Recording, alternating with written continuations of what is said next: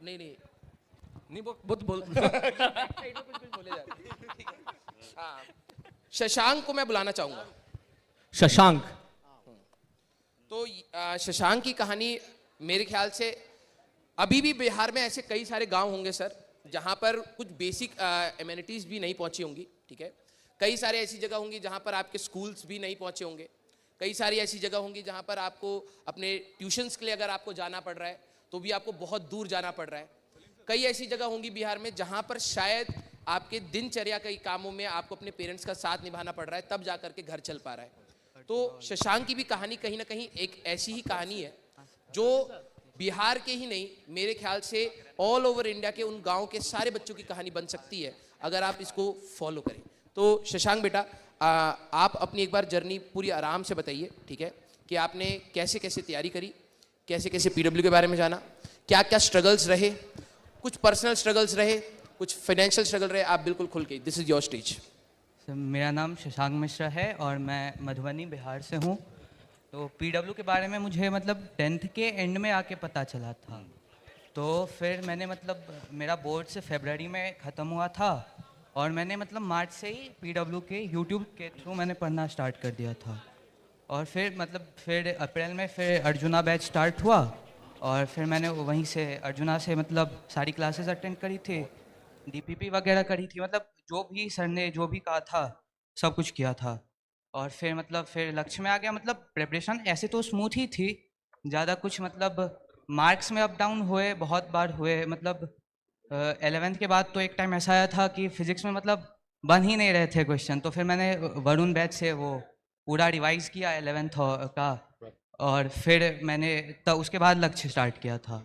तो मतलब मैं जहाँ पे हूँ ना वहाँ पे वो डेटा मतलब इंटरनेट का मतलब उतना ज़्यादा नहीं रहता था।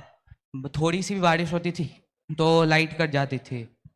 तो मतलब उस वजह से कई बार ऐसा होता था कि अगर शाम का क्लास है तो मैं वो नहीं कर पाता था, तो मुझे रात में करना पड़ता था या फिर अगले दिन करना पड़ता था।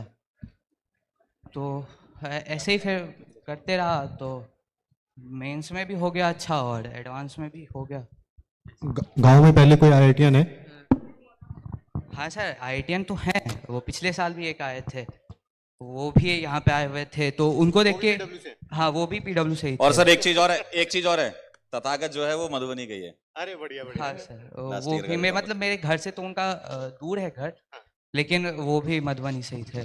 तो मतलब उन लोगों को देख के फिर वो मोटिवेशन वगैरह आ जाता है ना कि ये लोग भी अगर कर सकते हैं तो फिर मैं क्यों नहीं कर सकता। चलिए, एक रैंक किसी भी गांव में पूरे गांव को बदल देती है। वो हर बच्चे को एक मोटिवेशन और एक राह दे देती है कि यार ये किया जा सकता है। एक गांव नहीं कई गांव को बदल देती है। यहाँ एक गांव नहीं, वो आसपास के कई गांव को बदल देती है। बिकॉज आपको, और मेरे ख्याल से लगता है जो पहला पर्सन होता है ना उसके लिए सबसे ज्यादा टफ होता है, बिकॉज उसको वो अचीव करना है जो लाइफ में उसके आसपास एटलीस्ट किसी ने अचीव नहीं किया है। फिर उसके बाद वो एक रास्ता खोल देता है ना, छोटी सी जो मैं कहूंगा कि एक होप ला देता है। फिर उसके बाद कई जाने पीछे लगते जाते हैं। जैसे इसने बताया कि पिछले साल भी एक आईआईटीएन है, वो इन्हीं के गांव से है और वो भी पीडब्ल्यू से हैं, ठीक है। और वो एक रास्ता है, आप अगले साल देखेंगे कि ये चीजें रिपीट होंगी, ठीक है। तो अब आपको ना एक और बहुत शानदार बच्चे से मिलवाते हैं। ये सारे बच्चे शानदार हैं, इसमें एक बच्चा है मिथिलेश। Mithilesh my boy. एक बार आप अपनी पूरी जर्नी बताइए कैसी रही और पीडब्ल्यू के बारे में तुम्हें कैसे पता चला और तैयारी कैसे करी आपने सारी। मिथिलेश के बारे में मैं कुछ पहले बताना, जी सर, आप मिथिलेश के बारे में पहले मैं कुछ बताना चाहूंगा। इट्स टफ टू से दोस वर्ड्स। मैं मिथिलेश से मिल चुका हूं आज ही ना, मतलब कि यहाँ आने से पहले मैं बोलने भी वाला था अभी उस बच्चे के टाइम कि हमारी लाइफ में ना n नंबर ऑफ प्रॉब्लम्स होती हैं। किसी की लाइफ में कुछ है, किसी की लाइफ में कुछ है, किसी की लाइफ में कुछ है, और हम किसी ना किसी से ज्यादा रिलेट कर पाते हैं। हम इसी कारण आज स्टोरीज चला पा रहे हैं। मैं कहना चाहूंगा कि मैं मिथिलेश से सबसे ज्यादा रिलेट कर पाया हूं और मैंने रीजन मिथिलेश को बताया। मिथिलेश के पापा जो हैं वो एक ऑटो रिक्शा ड्राइवर हैं एंड इट इज गाजियाबाद में, बिल्कुल पास ही। हालांकि ये बिहार से आया है बट वो गाजियाबाद में ऑटो रिक्शा ड्राइवर है। मैं भी दिल्ली से हूँ एंड मेरे पापा भी ऑटो रिक्शा ड्राइवर थे, ठीक है। सो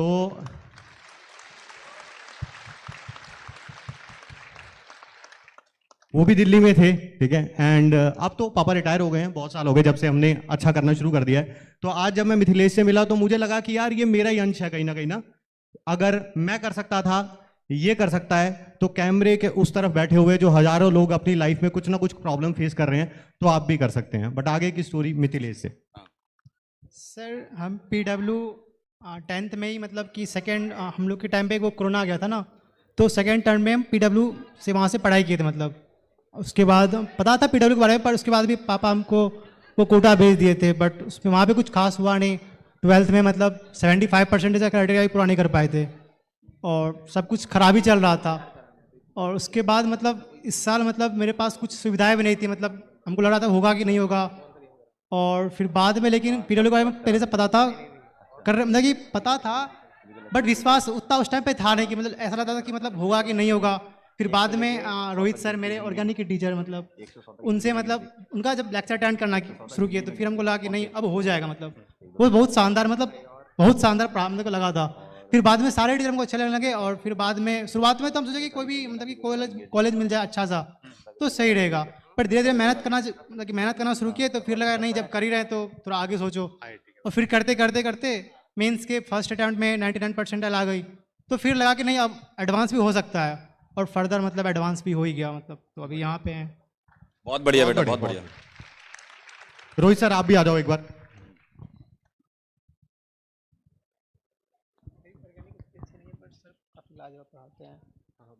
मेरी ऑर्गेनिक उतनी अच्छी है नहीं, पर सर बहुत मतलब कि शानदार पढ़ाते हैं, मतलब जो भी मतलब उन सीखे नहीं, अब हो गया, कोई बात नहीं, अब टेंशन लेने की जरूरत नहीं है। अब IIT में आपको पहुंच नहीं गया देना भाई। तुम्हें। IIT में पहुंच गया भाई अब तो। हाँ। बस अब ये जो है सिलेक्शन हो गया, ये सिर्फ एक पड़ाव होता है। मैं सभी बच्चों को बोल देना चाहता हूँ ये बात, जितने भी बच्चे सिलेक्ट हुए हैं, ये आपका आखिरी नहीं था, ये एक तरीके से आपकी शुरुआत है। और कॉलेज में जाओगे तो आपको डायरेक्शन मिलेगी कि आपको करियर किस साइड बनाना है, और जीवन में मेहनत तो हमेशा ही करनी पड़ेगी। बिल्कुल है ना। आप ये मत समझो कि IIT में सिलेक्शन हो गया आपका तो सब कुछ आपने अचीव कर लिया है। अब असली रेस यहाँ से एक और चालू होती है जो आपका करियर बनाती है, और आपका पूरा का पूरा जीवन उसी पर डिपेंड करता है। तो मेहनत करना कभी नहीं छोड़ना, हमेशा मेहनत करते रहना है।